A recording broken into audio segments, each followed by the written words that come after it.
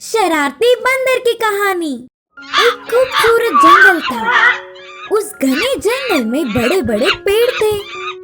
उन पेड़ों पर पक्षियों की आवाज और बंदरों की किचकिच थी। अलग अलग पशु पक्षियों से वह घना जंगल बहुत ही भरा और सुंदर लगता था।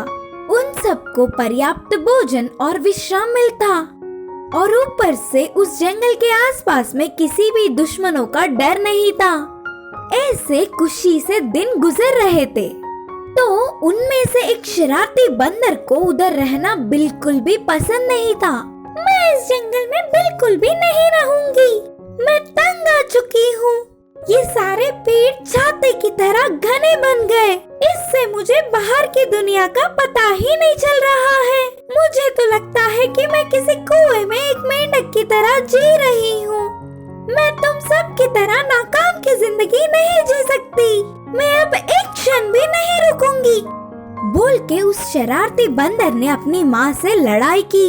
ऐसी बात नहीं है बच्चा, यह जंगल ही हमारा रक्षा है। इन पेड़ों के बिना हम नहीं जी सकते। मेरी बात सुनो जरा। बोल के उसकी माँ ने उसे समझाने की बहुत कोशिश की, फिर भी उसने नहीं सुना। अब मैं आपकी बात नहीं सुनना चाहती।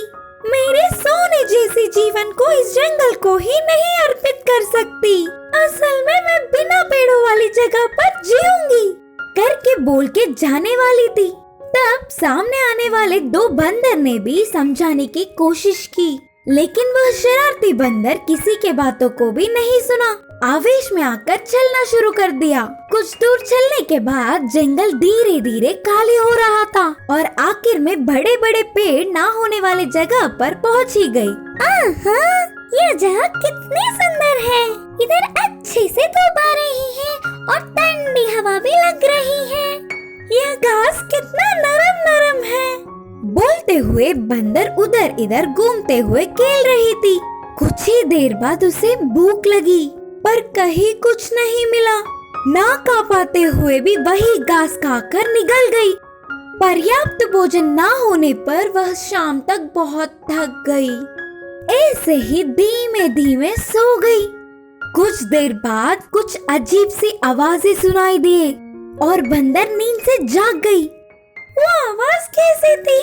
बोलते हुए धीरे से उसकी आंखें खुली तो उसके सामने दो बड़े बाघ थे। वह डर से कांपने लगी। वह दो बाघ शायद बहुत ही भूखे थे और आगे आने लगे। बंदर के पूरे शरीर में पसीने छूट गए। मदद के लिए जोर से चिल्लाया, पर उधर कोई भी नहीं था। आखिरी कोशिश में एक छलांग मारी, बस थोड़े में ही बाघ के पंजे से बच गई। इससे उन्हें और गुस्सा आने पर बंदर के पीछे पड़ गए। उनकी हाथ ना आते हुए इतनी तेज भागने पर भी उससे नहीं हो पा रहा था। पेड़ पर चढ़ने की सोच रही थी, पर एक भी पेड़ नहीं था। पहले ही भूखी थी, फिर भी मरने के डर से भागी। भाग्य से एक बड़ा पेड़ दिखा। बच गई सोचते हुए जल्दी से जाकर पेड़ चढ़कर अपने प्राण बचा लिए। देख देख कर अब कोई लाभ नहीं करके वह दोनों बाघ उधर से चले गए। फिर जंगल में अपनी माँ के पास लौटकर पूरी बात बताकर उनसे क्षमा मांगकर प्रार्थना की। माँ ने साहस देकर सहारा दिया। तब से यह शरारती बंदर अच्छे से रहने लगी। माँ और दोस्तों के बातों को मान लिया। इस कहानी की सीख है कि अज्ञानी होने पर भी कष्ट झेलने पड़ते हैं। शेर का शिकार। एक जंगल में एक शेर रहा करता था। एक बार वह शिकार करने गया। कुछ देर जंगल में इधर उधर घूम रहे शेर को एक खरगोश दिखी। शेर को देखते ही बचने की प्रयास खरगोश ने की, लेकिन आखिर में वह शेर के हाथ लग ही गई। फिर भी खरगोश ने हिम्मत से शेर से कहा कि शेर राजा, मैं बहुत छोटी हूँ। आपके भूख के लिए मैं क्या पर्याप्त होंगी? बोलो, मुझे यहाँ बख्श कर छोड़ के और थोड़ा आगे जाने पर आपको मुझसे भी बड़ा जानवर नहीं मिलेगा क्या? हाँ, तुमने सही कहा। तुम मेरे भूख नहीं बुझा पाओगी। शिकार करने की ताकत है मुझ में, किसी बड़े जानवर को मारकर मेरी भूख बुझाऊंगा। बोलते हुए शेर खरगोश को छोड़ के आगे बढ़ गया। अपने प्राणों को बचाने वाले खरगोश ने कहा, भगवान मेरे, बचा लिया तूने। सोचते हुए उधर से बच के भाग निकली। ऐसे आगे जा रहे शेर को एक बकरी दिखी। शेर को देखते ही वह बकरी भागने लगी। भाग भागकर मेहनत से शेर ने उसे पकड़ ही लिया। तुरंत बकरी ने भी कहा, आपके भूख को मैं क्या बुझा पाऊंगा महाराज, मैं आपके एक दांत के बराबर भी नहीं आऊंगा, मुझ पे मत रुकिए। ऐसे ही आगे जाने पर आपको मुझसे बड़ी जानवर कैसे नहीं मिलेगी।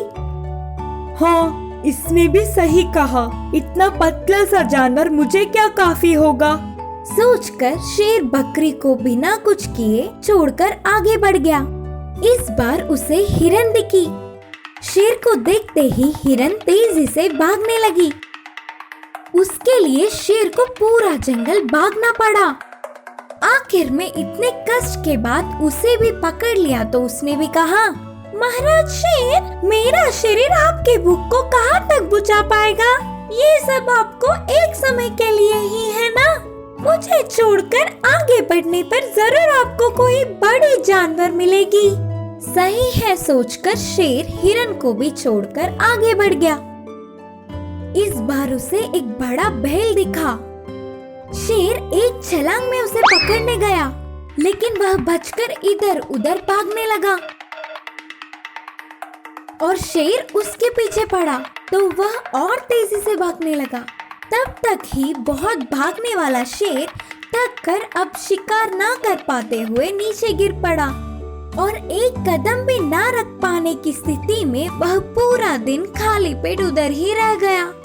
इस कहानी की शिक्षा है कि लालच में कुछ लोग जो है वो भी खो बैठते हैं।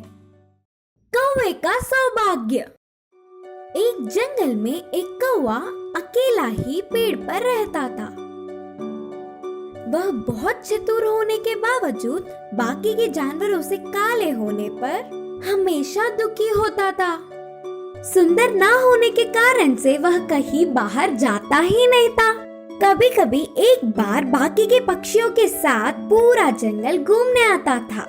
ऐसे एक बार जंगल के नदी में कौवे ने आराम से सैर कर रहे हंस को देखा। उसके पास जाकर कहा, गोरी गोरी कितनी सुंदर हो तुम।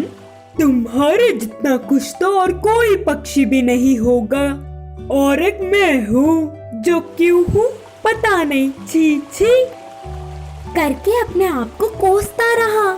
मैं भी ऐसे ही सोचती थी और अपने आप पर गर्व करती थी, लेकिन तोते को देख मेरी राय बदल गई। मैं गलत थी। मैं तो एक ही रंग में होती हूँ, लेकिन वो तो हरा और लाल दोनों रंगों में रहता है। बहुत सुंदर। हंस ने उदास होते हुए बोला। उसके बाद तुरंत कौवा पेड़ के ऊपर रहने वाली तोते के पास गया।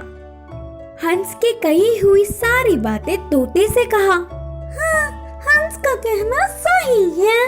मैं अपने रंगों को देख बहुत खुश होती थी पहले, लेकिन मोर को देखने के बाद सुंदरता होती क्या है यही समझ आ गया। मेरे तो सिर्फ 2 ही रंग हैं, लेकिन उस मोर के न जाने कितने रंग हैं। बोला तोता जलती हुई। तुरंत मोर से मिलकर कौवा ये सारी बातें कहना चाहता था। पूरा जंगल घूमा, लेकिन उसे मोर कहीं नहीं दिखी। जान पहचान वालों से पूछने पर भी कोई फायदा नहीं। ऐसे कुछ दिन बीत गए। एक बार वह कौवा उड़ता हुआ जा रहा था, तब जू में मोर दिखी। उसके पास जाकर कहा, सारे पक्षियों में अगर कोई सुंदर है तो वो तुम हो। सबको तुम बहुत पसंद हो करके बोलते हुए और 4 बातें बोलकर उसे तारीफों में डुबा दिया।